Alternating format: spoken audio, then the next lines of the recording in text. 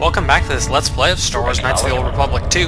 Last time, we cleared out most of Goto's yacht. We picked up the last bits of programs that were in the cells, and hopefully we've got everything. There was an item that was dropped up in near where we came in that I didn't pick up earlier, which is just some codes.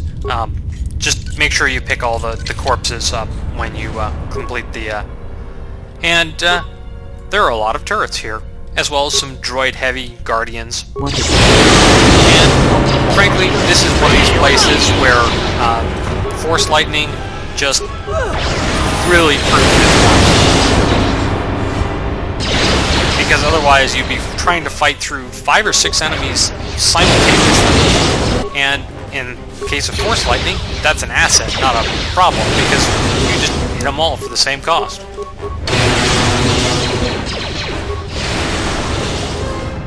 Easy money. And an easy level for HK-47, which I'll gain off-screen. Our main character was in this audience chamber, so maybe they're still there.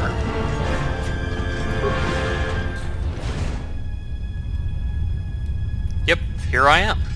So, now that we have the exile back in the party, all of your party members are sort of essentially brought up to exile's level. So HK-47 gains a couple levels because I hadn't been using him for a while before.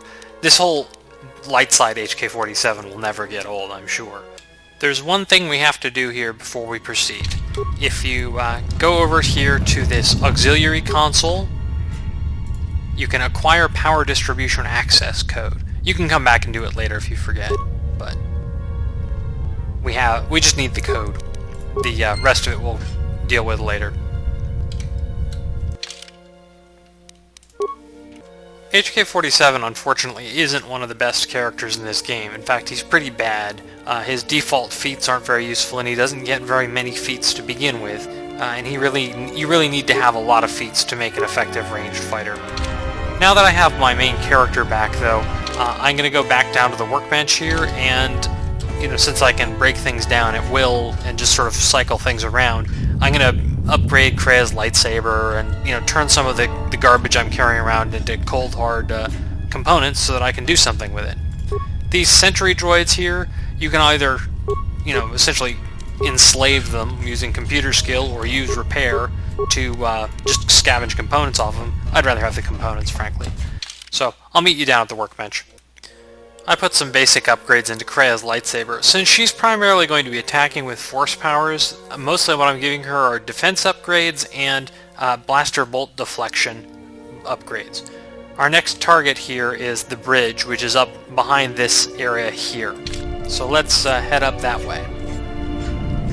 Now the challenge here is that there's, again, a very heavy minefield surrounded by a lot of fairly strong enemies. So you have to essentially pull the enemies out of the minefield, because otherwise your companions will just charge in and die on the mines. And they will literally die on these mines. They are not exactly... they're all what are called deadly mines. So I'm going to save here before we try this. And I'm going to turn solo mode on. And here are these mines. They're frag mines, which do physical damage. And they're also worth a lot of XP. Alright, and here are the enemies. Now, HK-47 doesn't actually have enough awareness to see those mines, so we'll just have to...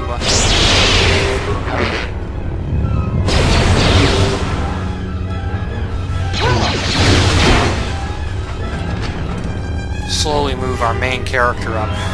I'm actually going to hold my main character at level 15. Ready to serve. There are a couple things that I wanted at level 15 proper, but other than that, I'm just waiting for a couple other things to take place before I do gain another level.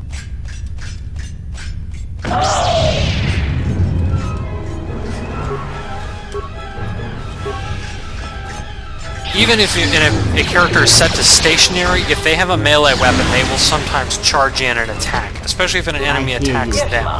So be careful with assuming that since they're on stationary, they won't do anything.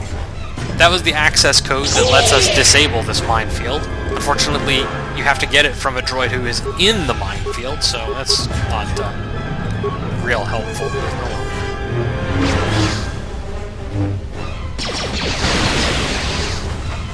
I hear you. Acknowledgement.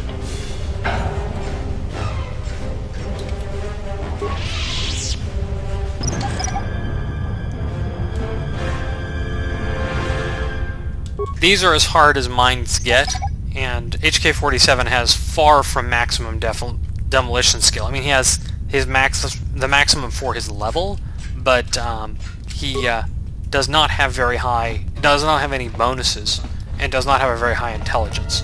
So I'm just going to walk up to these and make sure that I can, quote-unquote, see all of them before going through, and I'll just disarm the rest of them off screen. There are 10 of them total, which, I mean, hey, you know, good money if nothing else. As you can see... Must be a control center of some sort. Thank you for stating the obvious, Krat. We can bash through this force field, but again, we're going to run into this. That's a whole lot of droids and a whole lot of mines.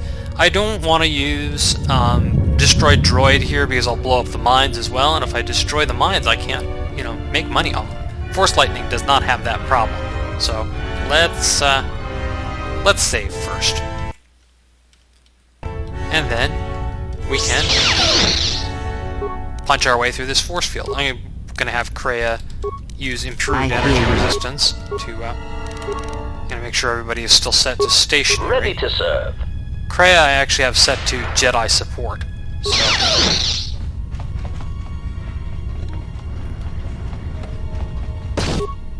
Oh, dang it.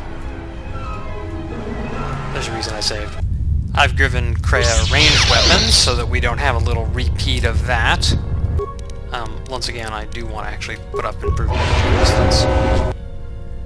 And these KOTOR droid heavy guardians are all fire up their shields and then charge in. And I'm going to wait until they are actually in range of me before going into, you know, Master Flurry, and then just looping up with the Force Lightning.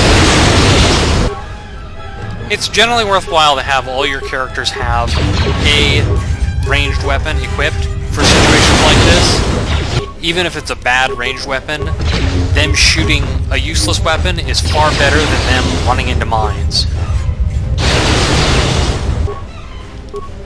These ones back here are far enough away from the mines that I feel no compunctions about just nuking them with Destroy Droid.